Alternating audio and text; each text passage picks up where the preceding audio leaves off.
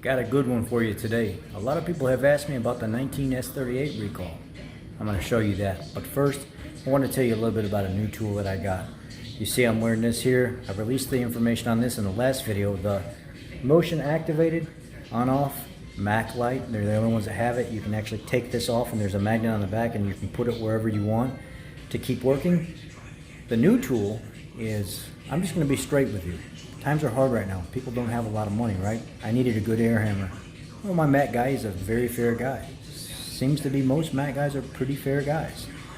And I says, look, I don't want the Mac daddy of all air hammers. Do you have something economically friendly that I can afford? And he said, you know what, I think I got something for you. I got an AirCat on the truck and it just works great. Here it is. Super easy to use, very, very quiet, very, very, very nice. Quick release here, in and out, in and out. Very nice tool. He actually sold me an economically friendly air tool that was just knock out of the park good. I mean, this thing just works. It's just easy to use. Is it the Mac daddy of all Mac air hammers? No.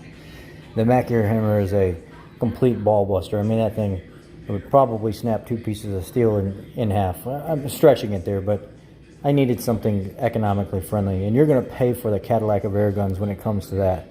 I needed something like a Camaro, and that's what this is. This is a really good quality air hammer, and I'm going to show you in this video how it worked.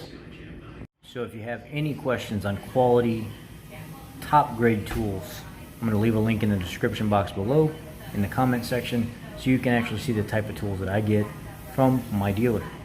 Thanks guys. Enjoy the video. I'm doing a 19S38 recall on the transit vans, Ford Transit vans, and you can see what happens here. These cracks in these bushings, these coupler bushings, they have a permanent recall, which is a metal, a new metal 4-bolt yoke that goes in the trans, and then you put a new nut on it and it's into a completely new metal drive shaft. But it has to be a specific severe situation because only so many are available. So every 40,000 miles we get these trucks back in here, and this guy went too far, so that's why it started cracking even more, and we end up replacing these with a basically new setup, new bolts, new setups, new everything. We put a shield around it in case it does come apart.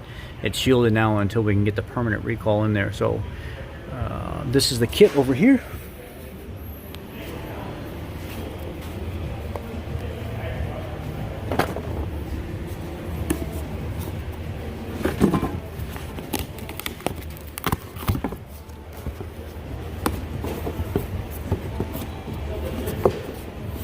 You get a new shield and stuff that actually goes around it in case the drive shaft does come apart, and then they give you a new kit.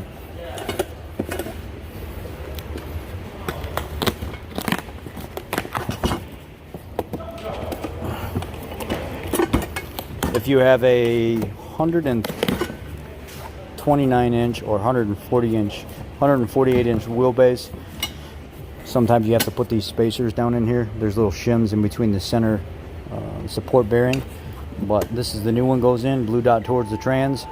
You see these are square, where the ones that are on there are not. That's how you know if you got an updated one. You put a new center support bracket. There's all your bolts, your hardware, your new centering piece, and this is what I actually use the air hammer for. This piece, they want you to use a chisel, but there's no point in using a chisel. This piece right here goes in the end of the drive shaft and actually centers over the yoke, which I'll show you that here in a second.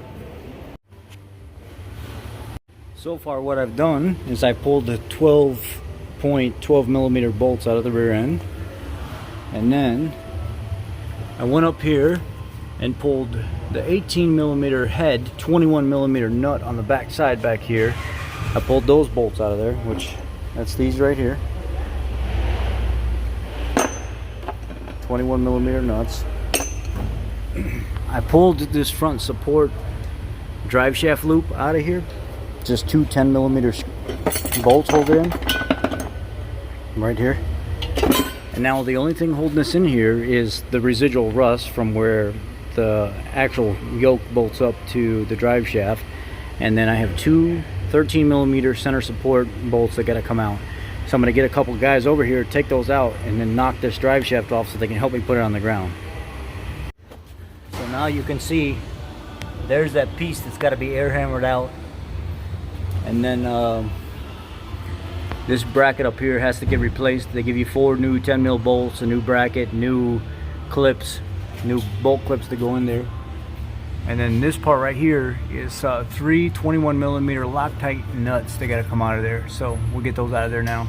And here's the new 21 millimeter bolts that go into the new coupling with the blue dot facing the transmission. So all those are going to be in there. I'm going to go ahead and snug all these up, get them in there nice and tight, and then we're going to move on to the center bracket and get it installed. I'm going to get this old one off and put the new one on. So, out with the old, in with the new. Now what I'll do, since I've got everything started, is I'll go ahead and get that bushing out of there, and I'll have somebody record me taking it out so you guys can see this Aircat air hammer that I got from Mac Tools.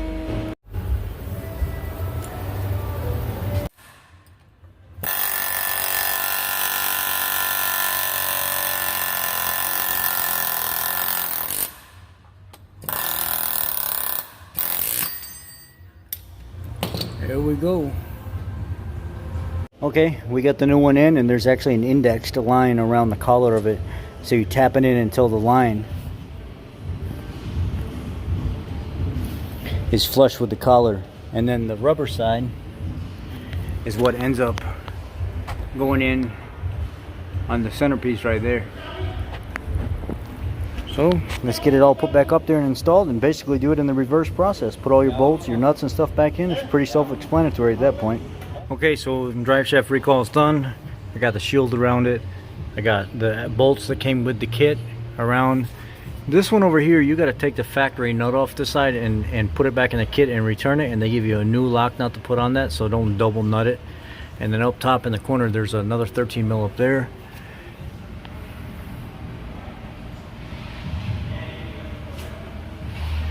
Put my drive shaft loop back up, tighten it down. It's my new plate with my bracket. This has got a slit on this side of the carrier bearing, so you can put one bolt in there and then put that up over it, and then take your other side and start it up and feed the bolt in, so it's easier to install that way.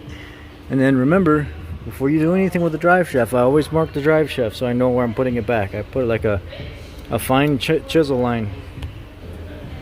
So then also, so I can rotate the drive shaft, I actually pull it off of right here. There's a quick release on the back. I pull it up, I slide this tab up, and then I pull it off. I'm going to go ahead and put that back where I got it. Slide this back on.